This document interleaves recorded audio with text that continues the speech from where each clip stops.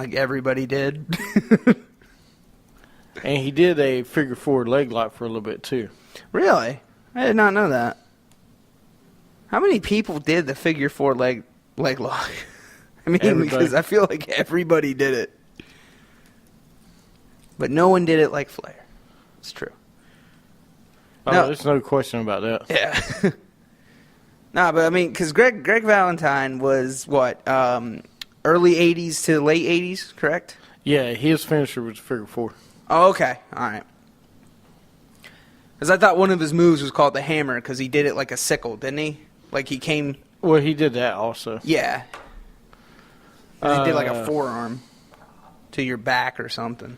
Yeah, he had the figure four leg lock sometimes with a shin guard on his calf. Ooh. Because he actually had a submission match against Rugged Ronnie Garvin at one of the Rumble matches. What? Okay. Do you know who Rugged Ronnie Garvin is? No, I do not. No, of course you don't. Is he somebody famous? He's from Charlotte, North Carolina. Oh, Yeah. cool. That doesn't mean I know him, but cool. He's actually Jimmy Garvin's brother. Oh, okay. Gorgeous Jimmy Garvin. That one I know. Okay, I knew you knew that one. That's when I said it.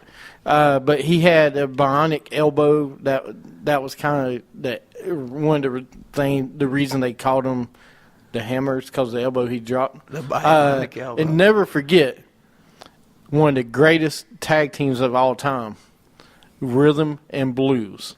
Ah. Don't forget Honky Tonk Man and Greg Valentine. That's the one I always remember. Yeah, the Rhythm and Blues. The Rhythm and Blues. They come out in the pink Cadillac. They were awesome. I loved them. But yeah, and another nickname he had was Boxcar Willie. Boxcar Willie. Huh. Yeah. Never heard that one before. But anyway, yes, he was one of the greatest of all time. Yeah. Definitely deserves. Now, if you had to put him, I know this isn't the greatest Intercontinentals, but if we had to put him in a greatest, would he be one of the greatest Intercontinentals champions? If you had to. I don't know, because there's a person missing on this list, on the list that I would bump somebody off. Okay. And Hammer might be one him or Shamrock I would probably drop off. Okay. Maybe even, I know one other person I would drop off. Okay. I don't know. He would be close, though. Yeah. Number 6 is the dashing one, Cody Rhodes. Or, as we call him now, Stardust. Cody Rhodes, infamous. Did he really make it known? I think so. And the reason I do is because who brought back the old IC belt? He did. He did. He had some great matches. Yeah.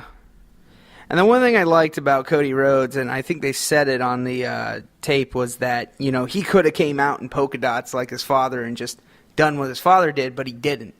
He did. He had charisma. He doesn't have the same charisma as his father, but he has charisma. That's what I like about Cody Rhodes. Well, he's got charisma. Look at what he's doing now. Well, yeah. Well, that's all because of his brother. I'm saying his brother made that character. I don't know, though. But you have to. Somebody can give you a character, but you got to go with it. And he's done a heck of a job being Stardust. Well, he's also got somebody that's really showing him the ropes, and that's Goldust. Right, I know that. But my point is, you still have to perform, and he's done it. He did it before Goldust came back. He had some good matches with Rey Mysterio. He had one of the best matches at WrestleMania was him and Mysterio at WrestleMania 27. Yeah. He's really good at getting the crowd to hate him. One of the best, what should have been one of the best rivalries between him and Sandow, they cut short. Yeah. But, and there's some future on it bright. Now, Infamous, I don't know about greatest. I probably would put him top 10 greatest, maybe. Number 5, the bad guy, Razor Ramon. Of course. Yeah, I'm kind of surprised he's not higher than where he's at, but I understand why. Well, because I know he was talking about it in the on the tape was about Razor Ramon and Shawn Michaels, about the whole thing about, he didn't really, in his opinion, feel like he won that belt. Like, it's just that Shawn Michaels got it taken away from him. And, I mean, do you kind of believe that? Like, I don't understand it. Like, I mean, he feels like he didn't really win the belt. Like, the first time, like, before they had their match at WrestleMania. No, I know when he won it. I thought he did. Infamous of all time, absolutely. He deserves to be up here. Oh, yeah. I mean, he's one of the ones that helped it made famous. And him and Shawn Michaels had one of the best matches in wrestling history. Not just Intercontinental Championship, but one of the best matches. And he held it for a while, didn't he? Held it for a good... Until who beat him for the title? Was it Goldust? Very good. Hey, got it. You actually knew that. Yeah. Number 4 was Mr. Perfect. Little mad he's not a little higher, but we'll talk about that later. I mean, and Curtis Axel said this. When you think of the Intercontinental Belt, you think of one name. In his mind, he says that. And I agree with him on this. You think of Mr. Perfect, of somebody who helped make that belt. Someone who changed that belt to perfection was Mr. Perfect. Well, right, because he's Mr. Perfect. No, I mean, he did. He brought it. I'm trying to think. No offense. I mean, it was huge when, Savage had it, other people had it. But yes, Mr. Perfect helped take it to another level. Yeah. It's like you said, it's perfection. Yeah. He deserves to be up here, definitely.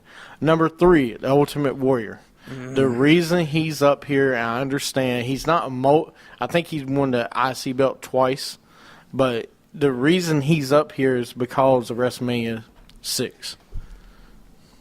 I get that, but if you're going to say that, then, I mean, he shouldn't be that high, in my opinion. Like, yes, he should be on the list because, yeah, he made it well known because he was the Intercontinental Champion and the WWE Champion. But, that in my opinion, he should be in a different category. Like, well, no, as far as infamous, yes. I can understand why he's a top 5. Okay? Because think about it.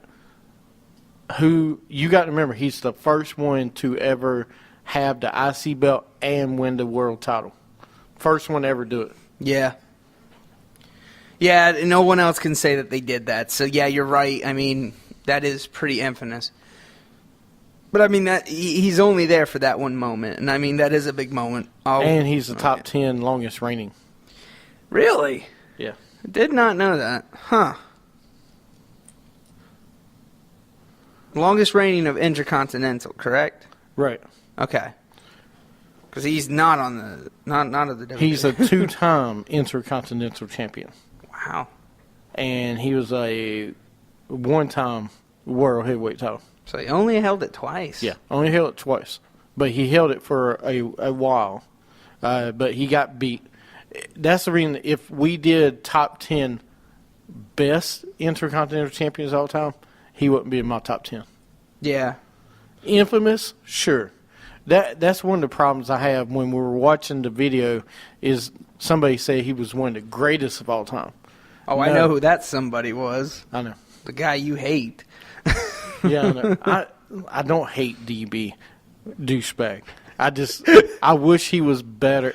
I wish he was better on the mic. Really? And yes. You don't hate him? We call the show a Daniel Bryan when it gets a B minus rating. Right. That, in my opinion, is hate. No, he's a good wrestler, but his character and who they put him against is horrible. And we'll talk about that later. Number 2, Blues himself, Honky Tonk Man, Elvis. What? Now, speaking of having the title for so long, he didn't have it that long, right? I mean, he only had it twice or 3. He didn't have it that many times. He just was one of the longest. He was the longest. Yeah, he was the longest, but he only held, I think, the belt like maybe twice or 3 times, I thought. Because he just had it forever in the 80s. Something like that. I don't know if he defended it. I think he defended it a lot or something. Like they kind of did like what they did with the U.S. for a while. He held the championship 454 days. God. Yeah. Talk about CM Punk. Yeah, 454 days. Honky Tonk Man did. Is that the longest for any? No, not for any belt. Not any. No, it's still Bruno Sammartino. Yeah, he did for 6 years. 7 years. Oh God, yeah, 7 years. I don't think you could ever do that again. No, I don't think so, really. But he's one of the greatest to ever wrestle. I love the Honky Tonk Man. Amazing, amazing. And for the longest time, I did not know Jimmy Hart made that song. Oh, yeah. I knew that he had something to do with music, but I didn't know he made that song. So, like, apparently he made the Honky Tonk songs. And I was like, cool. Because I knew he was a musician. I didn't know that he, like, because apparently he did a few people's theme songs. Or he wrote them. So. The worst thing about what happened to Honky Tonk Man, but yes, Jimmy Hart did a lot of the songs back then. The worst thing about Honky Tonk Man, he lost the belt, the reign, to the Ultimate Warrior in 31 seconds. Which isn't right. Isn't right for anybody that's held the belt for that long to lose it to Ultimate Warrior. To lose it to anybody like that. Oh, I agree. That's just... Yeah. No, I definitely agree, but he should be up there. Next, number one, and to me, I would put him number one. Y2J, Chris Jericho, is number one, most infamous of all time. 9-time champion. You have to put him up there. He is one of the best intercontinental champions. He's one of the best world champions they ever have. One of the best undisputed champions. Right. The first. Yep. I like the list. There's some names I would take off and move. Me too. First one I would take off would be, I would take Ken Shamrock off. No offense, but during the Attitude Era, Stone Cold and them really pushed it. I would put HBK on the list, first of all. I don't understand why HBK is not on the list. Like we've said before, HBK should be on about every single list you do because he's done it all. Well, when they started saying greatest, that's what threw me off, is when they started saying greatest, because I was like, if you're going to say greatest, why is HBK not on the list? Well, even if he's an infamous, well-known. He was very known as that. Well-known Intercontinental Champion. Yeah. Oh, my God, yes. I mean, you put Razor Ramon up here, but you don't put HBK on the list. Partner? I don't understand that. Well, I mean, the guy who they have one of the greatest rivalries for the title. Yeah. You know, and it wasn't just him. He had other good matches for the IC belt. But HBK is definitely one. Okay, I would probably put him. I would slide Ultimate Warrior back. I mean, I'd put him top 10, but I wouldn't put him number 3. I would put HBK, number 5, and move Cody Rhodes, Owen Hart, and the rest of them back 1, and take Shamrock off. The next one, I would take the Hammer off. I love the Hammer, but I would put Ravishing Rick Rude. Yeah. Ravishing Rick Rude. You cannot say the Intercontinental Championship without thinking of Rick Rude. Yeah. And he's not on a freaking well-known or infamous list. It's ridiculous, That man. is messed up. He even had, you don't tell me he's not well-known for the Intercontinental Championship, but he had it on his tights. He had the belt on his tights, and he's not on top 10. Even when he didn't have the belt, he had the belt on his tights. That's the best part about it. Right. He was never a world champion. He was the Intercontinental Champion. He was the middle of the road. He was the mid-card guy all the time. I mean, he did have some world heavyweight titles, but championship matches. But my point is, he should be up there. I will put him number 3. Ultimate Warrior sliding back. Yeah. Him and Ultimate Warrior had some of the best matches for an Intercontinental Championship. And you don't even put them on the list. They did. They even had that T-shirt made, or those tights made for one had Rick Rude on and one had Ultimate Warrior on it. One side had That was one of the best. No, if I had to, I'd